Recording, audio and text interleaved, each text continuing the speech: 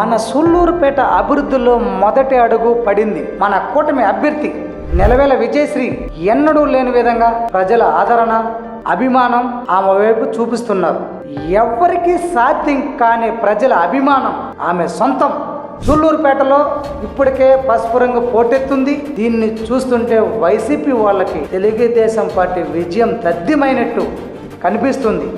ఒక ఆడది మొదటిసారి ఎన్నికల బరిలో దిగింది, ఏమి చేయగలుగుతుంది, ఏమి చేయిస్తుంది అన్న వారికి చుక్కల కనపడేలా ప్రజాభిమానం ఆమె సొంతం చేసుకుంది. సూళ్లూరుపేటలో నెలవేల విజయశ్రీ ర్యాలీ చూస్తుంటే ఈ పాటికి ఆమె గెలిచినట్టు ఉంది, గెలిచేసినట్టు కూడా అనిపిస్తూ ఉంది.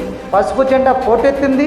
దీన్ని చూసిన వైసీపీ వాళ్ళకి గుండెల్లో గుబేలు మొదలైనట్టు కనిపిస్తుంది. ఈ ఎన్నికల్లో ఎవరు ముందు ప్రచారం మొదలు పెట్టారా అనే లెక్క రాదు, కానీ ప్రజల ఆదరణ, అభిమానం లభించిందా, జనం ఎవరు వెనకాల ఉన్నారనేదే గెలుపు సంకేతాలు ఇస్తుంది.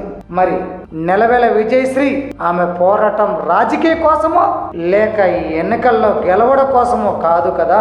వైసీపీ అరాచకాలను అంతమొందించి తన సూళ్లూరుపేట ప్రజల కన్నీళ్లు తుడవడానికి, వారి కష్టాలకు అండగా నిలబడడానికి ఆమె ఎన్నికల బరిలో నిలిచినట్టు కనిపిస్తుంది.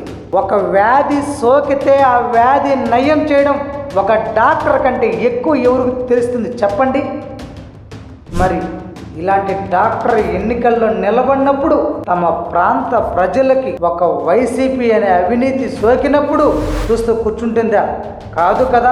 ఆ అవినీతి అనే వైసీపీని నిర్మూలించడానికి పరోక్ష రాజకీయాల నుంచి ప్రత్యక్ష రాజకీయాలు అడుగుపెట్టి తండ్రి వారసత్వాన్ని వడినించే పునికి పుచ్చుకుంది.